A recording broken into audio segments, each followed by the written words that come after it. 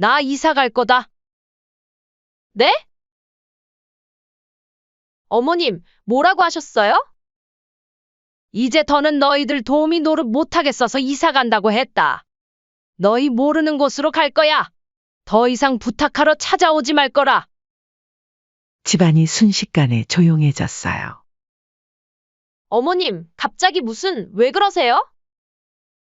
말 그대로야, 내가 방금 한 말 들었어. 도움이라고. 그래, 난 너희한테 그런 존재였구나. 어머님, 그게 아니라 그만큼 잘해주신다는 뜻으로. 현우야, 제가 현우를 불렀어요. 네, 엄마. 너희가 내 통장 가지고 집 살 생각하고 있다면서? 현우의 얼굴이 하얗게 변했어요. 엄마, 그게 그런 게 아니고요. 잘못 알아들으신 것 같은데. 이제 됐다. 너희가 나를 어떻게 생각하는지 다 알았으니까? 저는 앞치마를 벗어 식탁 위에 내려놓았어요. 그리고 현관으로 향했죠. 어머님, 어디 가시려고요? 아직 케이크도 안 잘랐는데. 끝났어. 너희들의 식모 노릇은 여기까지야. 어머님, 제 말 좀 들어보세요. 아까 그건 그냥 농담처럼 한 말이에요. 농담. 그래, 너희한테는 농담일 수 있겠지. 하지만 나한테는 그렇게 안 받아들여지는구나. 엄마, 제발. 어디 가시려고요? 현우가 제 팔을 잡았어요. 놔라. 이제 난 집에 가야겠다. 엄마 집이요? 그럼 내일 다시 찾아뵐게요. 아니, 새로운 집으로. 너희가 찾아오지 못할 곳으로. 맞아요. 저는 자식들 발이 안 닿는 곳으로 이사를 갈 계획을 세워 은행에 들려서 적금 해지를 했습니다. 어머니, 정말 통장을 모두 해지하시겠다고요? 4억이 넘는 거액인데. 창구 직원이 놀란 눈으로 저를 바라보더군요. 네, 전부 해지할 겁니다. 혹시 보이스피싱이나 사기를 당하신 건? 저는 쓴웃음을 지었어요. 아니에요. 제가 사기당한 건 돈이 아니라 자식을 위한다고 생각했던 지난 40년간의 시간이었죠. 이런 결심을 하기까지 참 많은 일들이 있었답니다. 지금 생각해보면 모든 게 그날부터 시작된 것 같아요. 며느리 미경이가 처음으로 손주를 맡기던 날이었죠. 어머님, 갑자기 중요한 회의가 생겼어요. 지호 잠깐만 봐주실 수 있으세요? 출근하기 직전 미경이의 다급한 목소리가 전화기 너머로 들려왔어요. 저는 망설임 없이 대답했죠. 그래, 지호 데려와. 어차피 할 일도 없는데 뭐. 그렇게 시작된 일이 이제는 일상이 되어버렸어요. 처음엔 급할 때만 잠깐만이라던 게 어느새 당연한 의무가 되었죠. 손주를 봐주는 건 그래도 기쁜 일이었어요. 하지만 점점 더 많은 것들이 제게 떨어지기 시작했답니다. 어머님, 이번 주말에 손님들이 오시기로 했는데 집 청소 좀 도와주실 수 있으세요? 저희가 너무 바빠서. 어머님, 반찬이 떨어졌는데 몇 가지만 해주시면 안 될까요? 어머님, 제가 야근이라. 오늘도 지호 좀 부탁드려요. 매번 부탁할 때마다 미경이는 죄송하다는 말을 잊지 않았어요. 하지만 그 말이 진심이 아니라는 걸 저도 알고 있었죠. 아들 현우도 마찬가지였어요. 엄마, 이번에 목돈이 좀 급하게 필요한데. 2천만 원만 빌려주실 수 있어요? 처음엔 돈을 빌려간다더니 어느새 그건 당연한 지원이 되어버렸어요. 갚겠다던 약속은 흐지부지 되었고, 오히려 제가 물어보는 게 민망해질 지경이 되었죠. 하지만 진짜 마음이 아팠던 건 따로 있었어요. 제가 없을 때 들려온 며느리의 통화 소리였죠. 엄마, 시어머님이 또 오셨어요. 솔직히 좀 부담스러워요. 매일 와서 이것저것 간섭하시고. 그래도 애 봐주시니까 참는 거죠. 뭐. 그날 저는 반찬을 들고 아들 집에 갔다가 그만 그 말을 듣고 말았어요. 현관문 앞에 서서 한동안 움직일 수가 없었답니다. 제 손에 들린 반찬 가방이 천근만근 무거워지는 것 같았어요. 요즘 세대 차이가 난다 해서 간섭이라 생각할 수도 있어요. 하지만 시어머니가 손주 봐주고 집안일까지 도와주는 건 당연하게 생각하고, 조금이라도 듣기 싫은 말을 하면 간섭이라고 하다니요. 그동안 제가 얼마나 많은 시간과 정성을 쏟아부었는지 그들은 전혀 모르는 눈치였어요. 더 서글픈 건 우리 현우의 대답이었죠. 그래도 어머님한테 계속 의지하는 것도 좀 그렇잖아. 자꾸 찾아오시는 것도 보기 싫고. 도움이라도 구해야 하는 거 아니야? 도우미는 돈 드는데. 엄마는 공짜잖아. 그날 이후로 저는 많은 생각을 했어요. 제가 이렇게 살아야 하는 건지, 정말 이게 맞는 건지. 그리고 마침내 결심을 하게 된 거예요. 지난 40년간 저는 현우를 위해 제 인생을 모두 바쳤어요. 남편과 이혼하고 혼자서 키웠죠. 현우가 좋은 대학 가게, 좋은 직장 잡게, 좋은 와이프 만나게. 전부 제 인생을 걸고 뒷바라지했어요. 하지만 이제는 알겠어요. 제가 그들에게 공짜라는 걸요.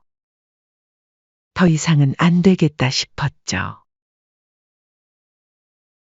그래서 이렇게 은행에 와서 모든 걸 정리하고 있는 거예요. 그렇게 통장을 정리하고 나오는데 문득 한 달 전의 일이 떠올랐어요. 그날도 평소처럼 지호를 돌보고 있었어요. 잠깐 부엌에서 지호 이유식을 데우고 있는데 갑자기 쿵 소리가 나더니 지호의 울음소리가 들렸어요. 깜짝 놀라 달려가 보니 지호가 소파에서 떨어져 있었죠. 마침 그때 미경이가 퇴근해서 들어왔어요. 어머나, 지호야. 미경이는 지호를 안아들더니 제게 날카로운 목소리를 냈어요. 어머님. 지금 뭐 하시는 거예요? 애가 이렇게 떨어졌는데 어디 계신 거예요? 머리라도 다치면 어쩌려고 그래요? 아이고, 미안해. 잠깐 이유식 데우러. 그깟 이유식이 중요해요? 지호가 중요해요? 어머님은 애 하나 보는 것도 못 하시는 거예요? 순간 너무 서러워서 말문이 막혔어요. 하루 종일 지호를 돌보면서 한시도 눈을 떼지 않았는데. 잠깐 이유식 데우러 간 사이에 일어난 일인데. 그런데 다음 날 며느리는 마치 아무 일도 없었다는 듯이 또 전화를 해왔어요. 어머님, 이번 주말에 제가 친구들이랑 여행 가기로 했어요. 토요일부터 일요일까지 지호 좀 봐주실 수 있으세요? 어제 그렇게 화를 내더니 본인이 놀러 가려니까 지호를 맡기는 건 당연하다는 듯이 말하는 거예요. 주말에는 현우 씨도 골프 약속이 있어서. 어머님이 아니면 지호를 맡길 데가 없네요. 그 말을 들으니 더 서글퍼졌어요. 제가 필요할 때만 찾는구나. 그것도 마치 당연하다는 듯이. 다음 주 화요일에는 현우가 전화를 했어요. 엄마, 이번 주말에 장모님 생신이래요. 저희가 준비를 해야 하는데. 집 청소랑 음식 준비 좀 도와주실 수 있어요? 현우야. 엄마가 좀 피곤한데. 에이, 엄마, 우리가 누구한테 부탁하겠어요? 엄마가 도와주셔야죠. 결국 그 주말에도 아침 일찍부터 청소하고 음식 준비하고 하루 종일 고생했는데 정작 미경이는 자기가 다 한 것처럼 자랑하더군요. 그러다 제가 설거지를 하고 있는데 거실에서 현우와 미경이가 나누는 대화가 들렸어요. 여보, 이번에 우리 새 집 바라보는 거. 어머님한테 말씀드려 볼까요? 무슨 말? 그동안 어머님이 모아두신 돈이 꽤 된다면서요? 우리가 관리해드린다고 하면서. 글쎄. 좀 그렇지 않나? 어차피 나중엔 우리 돈 될 텐데 뭐. 어머님도 이제 연세가 있으시잖아요. 그 순간 온몸에 힘이 빠지더군요. 정말 끝까지 늙은 부모를 이용하려 하는구나 싶었죠. 그 일 이후 며칠 뒤 며느리가 또 전화를 했어요.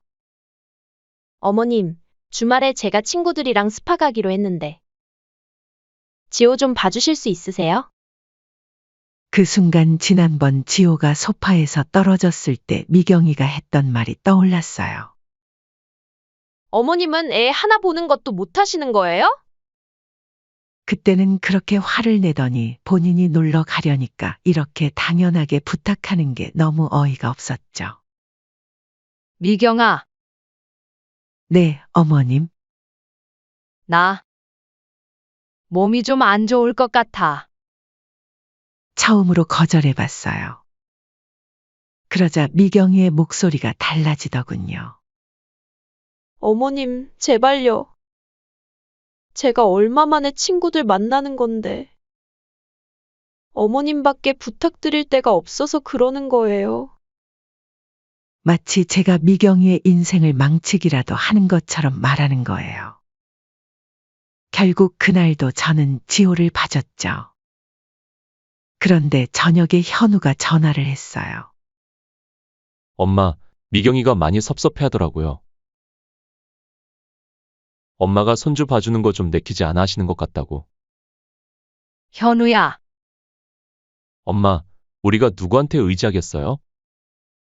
엄마밖에 없잖아요. 부탁 좀 드려요. 이뿐만이 아니었어요. 그로부터 일주일 뒤 며느리가 또 부탁을 해왔어요. 어머님, 이번 주말에 제 친정에서 가족 모임이 있어서요. 음식 좀 도와주실 수 있으세요?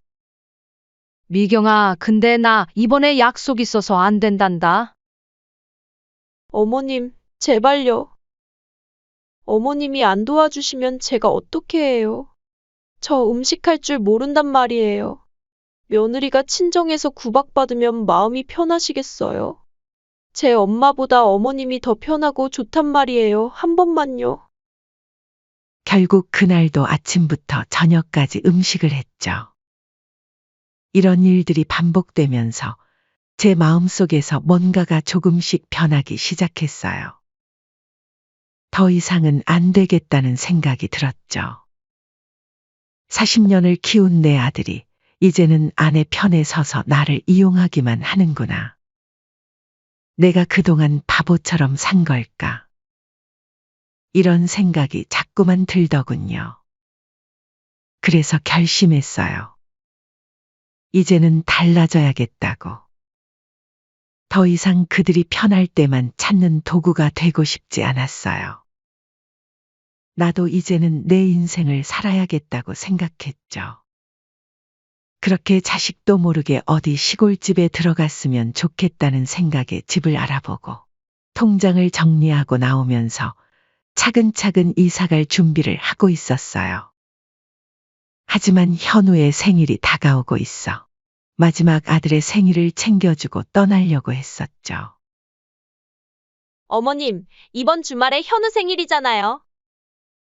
저희 집에서 하기로 했는데 음식 준비 좀 도와주세요.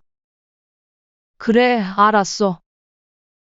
며느리는 웬일로 순순히 부탁을 들어주나 싶었을 거예요. 아, 그리고 어머님.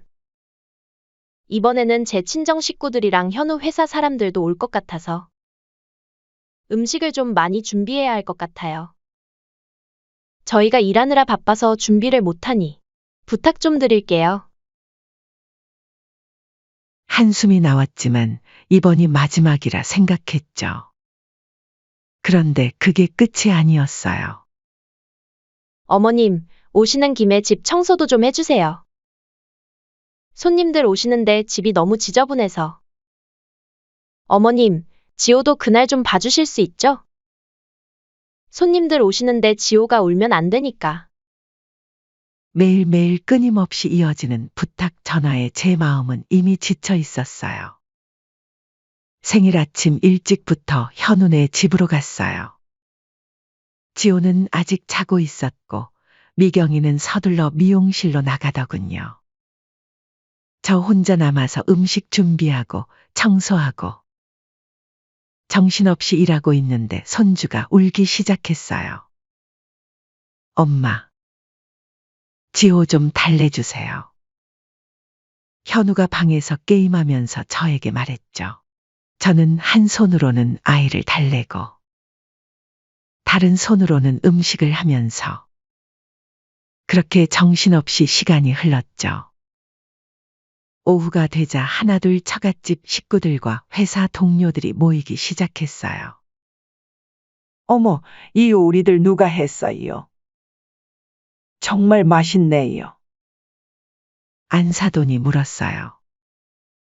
아, 그거 제가 오늘 하루 종일 준비했어요. 우리 엄마 입맛에 맞춰서 특별히 신경 썼답니다. 미경이가 당당하게 말하는 소리에 손에 든 그릇을 떨어뜨릴 뻔했어요. 제가 새벽부터 준비한 음식들을 자기가 했다고 하는 게 어이가 없더군요. 미경아, 너 정말 능력이 있다. 이렇게 많은 음식을 혼자서 다 하고. 우리 딸 다 컸네. 어머님, 지호가 우는데 좀 보시겠어요? 대화 중이던 미경이가 갑자기 아이를 제게 안겨주었어요. 어머님, 과일도 좀 깎아주세요. 손님들 드실 거요. 어머님, 물 좀 더 갖다 주세요. 어머님, 여기 좀 치워주세요. 끊임없이 이어지는 요구에 정신이 하나도 없었어요. 그때 며느리가 회사 동료들하고 대화하는 소리를 우연하게 들었는데 미경아, 너희 시어머님 진짜 대단하시다. 요리에 청소에 손주 돌보기까지. 그러게 우리 어머님은 정말 우리 집 살림 도우미 같으셔서 편해. 그 순간이었어요. 제 손에 들고 있던 과일 깎는 칼이 바닥에 떨어졌죠. 듣자 하니까 더는 못하겠구나. 네? 어머님, 뭐라고 하셨어요? 나? 이제 더는 너희들 도우미 노릇 못하겠다. 내가 시어머니인지 식모인지 모르겠네. 집안이 순식간에 조용해졌어요. 어머님, 갑자기 왜 그러세요? 내가 방금 한 말 들었어. 도움이라고. 그래, 난 너희한테 그런 존재였구나. 어머님, 그게 아니라 그만큼 잘해주신다는 뜻으로. 현우야, 제가 현우를 불렀어요. 네, 엄마. 너희가 내 통장 가지고 집 살 생각하고 있다면서? 현우의 얼굴이 하얗게 변했어요.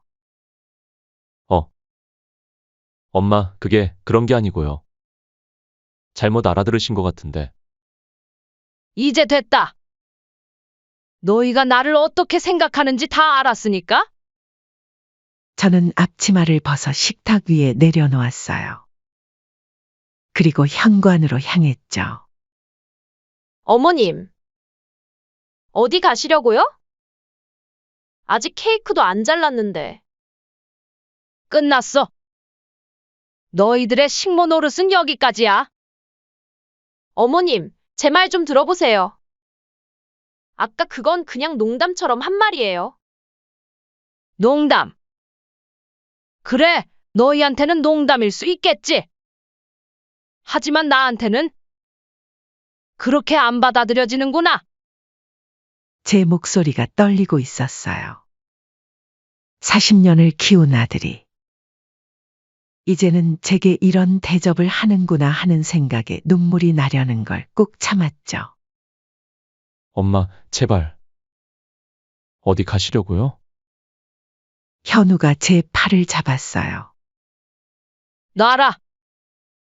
이제 난 집에 가야겠다. 엄마 집이요? 그럼 내일 다시 찾아뵐게요. 아니, 새로운 집으로. 너희한테 더 이상 패 끼치지 않을 곳으로. 그 말을 남기고 현관문을 열었어요. 뒤에서 현우와 미경이가 뭐라고 외치는 소리가 들렸지만 뒤돌아보지 않았어요. 그날 밤 짐을 정리했어요. 30년 넘게 살았던 집을 떠나는 건 쉽지 않았죠. 하나하나 물건을 정리하면서 현우의 어린 시절 사진을 발견했어요. 첫 돌 사진, 초등학교 입학식 사진. 한참을 보다가 다시 상자에 넣었어요. 이제는 정말 떠나야 할 때니까요. 다음 날 새벽, 이삿짐 차가 조용히 도착해 강원도 양양의 시골집으로 향했습니다. 주소는 아무에게도 알려주지 않았어요. 며칠 뒤부터 현우에게서 전화가 빗발치기 시작했어요. 문자도 수십 통이 왔죠. 엄마, 어디 계세요? 제발 연락 좀 주세요. 엄마, 우리가 잘못했어요. 이제야 깨달았어요. 엄마 없이는 못 살겠어요. 돌아와 주세요. 하지만 전 답장하지 않았어요. 이제는 정말 제 삶을 찾고 싶었거든요. 새로운 집은 조용한 시골 마을에 있었어요. 앞마당에는 작은 텃밭도 있고 뒷마당에는 감나무도 있는 제가 늘 꿈꾸던 그런 집이었죠. 시간이 흐르면서 현우와 미경이는 제 흔적을 찾아 혈안이 되었다고 해요. 제 친구들한테도 연락하고. 하지만 아무도 제가 어디 있는지 모르니까 알려줄 수가 없었겠죠. 2달이 지났을까. 어느 날 마당에서 텃밭을 가꾸고 있는데 현우가 나타났어요. 엄마, 어떻게 찾아왔니? 전국의 모든 부동산을 다 뒤졌어요. 엄마가 분명 동네 부동산에서 집 알아보셨을 것 같아서요. 현우의 눈에는 눈물이 고여 있었어요. 엄마, 우리가 정말 큰 잘못을 했어요. 엄마가 없는 2달. 우리가 얼마나 큰 실수를 했는지 뼈저리게 깨달았어요. 이제 와서 이빨은 소리 하는구나. 미경이도 많이 달라졌어요. 이제는 직접 애도 보고 집안일도 하고. 전에는 엄마가 해주시는 게 당연하다고 생각했는데 이제야 그게 얼마나 힘든 일인지 알았대요.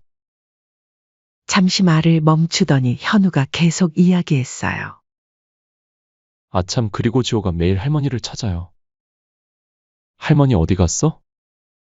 하면서 울 때마다 너무 가슴이 아파요. 저희가 정말 이기적이었어요. 어머님, 뒤에서 미경이의 목소리가 들렸어요. 돌아보니 미경이가 지호를 안고 서 있더군요. 미경이의 얼굴은 화장기 하나 없이 초췌해 보였어요. 저 정말 죄송해요. 어머님이 안 계시니까 집도 더럽고, 손주를 안 봐주시니까 저희 시간도 없고, 이제야 깨달았어요. 어머님이 없으니까 집안이 굴러가지를 않아요. 미경이가 흐느끼기 시작했어요. 지호는 저를 보자마자 팔을 벌리며 울기 시작했죠. 할머니, 지호를 받아 안으려는데 미경이가 말했어요. 어머님, 지호는 제가 볼게요. 더 이상 부탁은 안 할게요. 너무 노여워 마세요, 어머님. 처음으로 미경이가 진심 어린 배려를 하는 것 같았어요. 엄마, 우리 이제 일주일에 한 번만이라도 찾아뵐 수 있을까요? 절대 부탁 같은 건 하지 않을게요. 그냥 엄마 얼굴 보고 싶어서요. 현우의 목소리가 떨리고 있었어요. 일단 돌아가거라. 너네들이 시도 때도 없이 나에게 부탁하는 것이 질려서 내려왔는데. 일주일마다 오면 내가 뭐하러 내려왔겠니? 나도 혼자 있는 시간이 필요하구나. 그렇게 강원도에서의 생활이 어느덧 6개월이 지났어요. 아침마다 텃밭에 나가 상추도 따고 가끔은 이웃 할머니들과 산책도 하면서 평화로운 날들을 보내고 있었죠. 오늘도 텃밭 일하세요? 옆집 김 할머니가 말을 걸어오셨어요. 네, 오늘은 고추 모종을 심으려고요. 아이고, 서울에서 내려오셔서 이런 시골 생활하시니 힘들진 않으세요? 아니에요. 오히려 더 행복해요. 여기 오니까 제가 진짜 살아있다는 걸 느끼네요. 그때였어요. 현우에게서 전화가 왔어요. 엄마, 저예요. 응, 무슨 일이니? 이번 주말에 말씀드리고 싶은 게 있어서 미경이랑 지호랑 같이 찾아뵈려고 하는데 그래, 와라. 요즘 현우는 일주일에 한 번씩 찾아와요. 처음에는 어색했지만 이제는 은근히 그 시간이 기다려지더라고요. 아들도 며느리도 많이 달라졌거든요. 막상 자식과 멀어지니 오히려 자식이 먼저 찾아오기도 하더군요. 엄마, 사실은 드릴 말씀이 있어서요. 현우의 목소리가 조심스러웠어요. 주말이 되어 현우네 가족이 찾아왔어요. 지호는 제 무릎에 앉아 할머니가 직접 키운 방울토마토를 먹으며 좋아하더군요. 어머님, 정말 이곳에서의 생활이 행복하세요? 미경이가 조심스럽게 물었어요.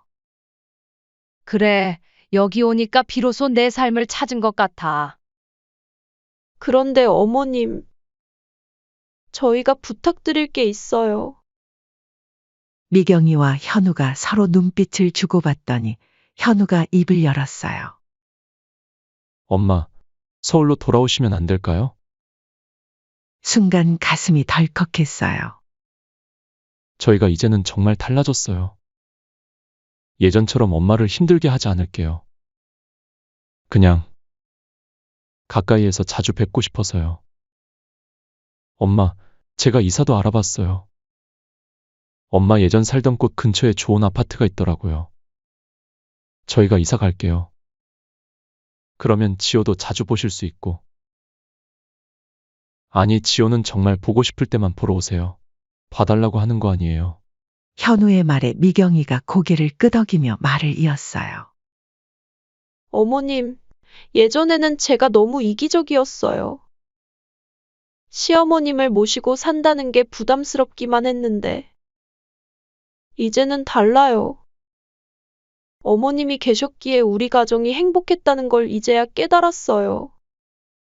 순간 마음이 흔들렸어요.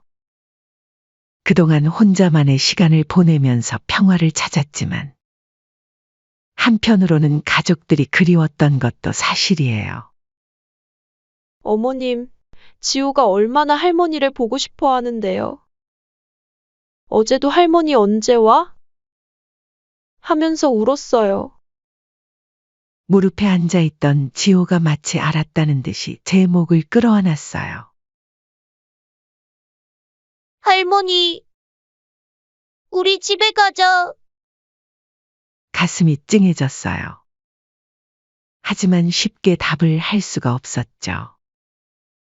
이곳에서의 생활이 저에겐 너무나 소중했거든요. 엄마, 예전처럼 살자는 게 아니에요. 엄마의 생활을 존중할게요. 그냥 가까이에 있고 싶어서요. 현우의 눈에 눈물이 고였어요. 저는 잠시 생각에 잠겼어요. 이곳에서의 일상이 스쳐 지나갔죠. 아침마다 텃밭에 나가 채소를 가꾸고 이웃들과 차 한잔 나누며 수다 떨던 시간들. 그리고 처음으로 느낀 진정한 자유. 나에게 시간을 좀 주겠니? 네, 엄마. 천천히 생각해 보세요. 그날 이후로 며칠 동안 잠을 이루지 못했어요. 서울로 돌아간다면 다시 예전으로 돌아가지는 않을까 하는 두려움도 있었죠. 여러분, 제가 서울로 다시 돌아가는 것이 맞을까요? 이곳 생활이 마음에 들지만 자식들은 충분히 반성을 하고 있는 것 같긴 하지만 다른 속셈은 없을까 하는 생각도 계속 듭니다. 여러분이라면 어떻게 하시겠습니까? 현명한 견해 댓글로 남겨주세요. 지금까지 제 사연 들어주셔서 정말 감사드립니다.